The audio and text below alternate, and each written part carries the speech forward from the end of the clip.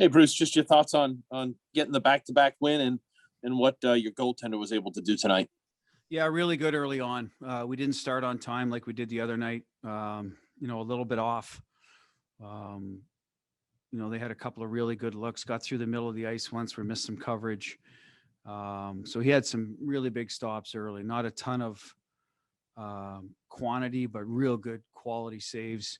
Then we found our game, later in the first period, and obviously a big play by Riley into Pasta to get us a goal. And in a period that they were, certainly good early on. So probably a little deflating when you give up a goal that late. And I think we just started building our game from there. We came out in the second period and firing on all cylinders and extended the lead with a nice play. And then obviously had more opportunities to do that, but solid third. But again, Swayman and the PK was excellent.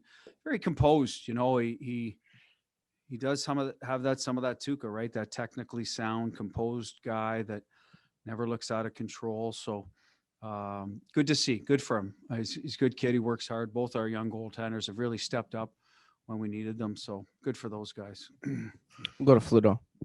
Bruce, you mentioned the Riley play. What did he do right? He goes down the wall. He leaves it for Patrice. The pass. What were all the components that made that play work for him? What we try to do on any off-net shot from the one side, so in this case the right side, or a rim or something to that effect, is we like to activate our D down the wall, assuming there's a high forward. So that's his first look.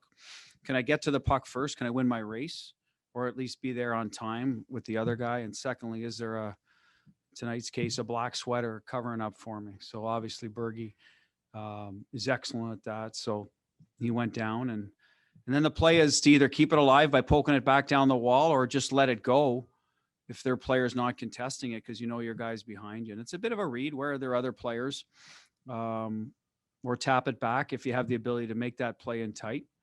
And Bergie made a good play from there. From there, it's up to him now whether to change sides with it. Bergie put it back behind the net, on net. He makes an indirect to Riley, and Pasta's in the right spot, and bang, bang. Threads the needle. So probably not going to see that play made every day. Maybe caught them a little bit late in the period. You never know. They might've been not expecting it, but a real precise skill play on all those three players. And we get the goal. So that basically is what they're taught, is to go down the wall. As I said, if you believe you can get there on time to keep the puck alive or actually get the puck, and then your plays from there are again, are the guy covering behind you? Where's the opposition? Safest play is usually just to bunt it back behind the net, recover back out, and see if we can get a forecheck or an O-zone sort of cycle going. Joe Haggerty. Hey, Butchie. I know it's a small sample size, just 3 games here, but just what does it say about what the organization was able to accomplish at the trade deadline? Just not only given the balance, to parts of the lineup that the new guys have brought, but just the tangible production that they've brought to in the games that we've seen here. Well, it means a lot. Obviously, that's Donnie. That's he's working the phones. It starts earlier than the deadline. You saw with a couple deals, you got to get the wheels in motion place. Who's selling? What are we willing to give up? Those are all conversations he has with Cam.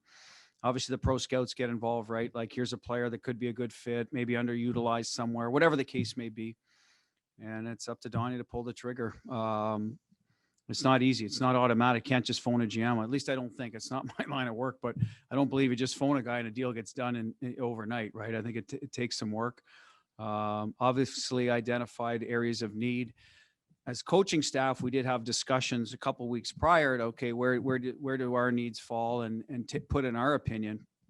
And that is the one area that Riley is a nice addition, because there was different types of D out there. And I felt, and so did Donnie, that, we needed a puck mover, a guy that could make some easy plays for us, get us out of our end, maybe spring the forwards. And Riley certainly fills that bill. I didn't know a lot about the player, so good call there by Donnie and our pro scouts. And then obviously the Hall one is everyone knows him, some secondary scoring guy with some real high upside. But I think Lazar was a bit of the one under the radar. Pretty good hockey player that probably a lot of people didn't know. Real good fit for us in the middle of the ice. Got a little more offensive acumen than maybe Sean has, but Good on draws, willing to block shots. Free Sean up on the left side to get up and get busy on the forecheck and maybe use a little more of the speed. He's a good penalty killer, Lazar. So, like I said, 3 really good fits for our hockey club. From knowing them for a week, 3 good people. They wanted to get here in a hurry. There was no hesitation. Jump in a car, get here, play the next day. Want to be part of it. So, like I said, a real nice deadline day for the Bruins, and credit to Donnie and his guys in the pro scouting.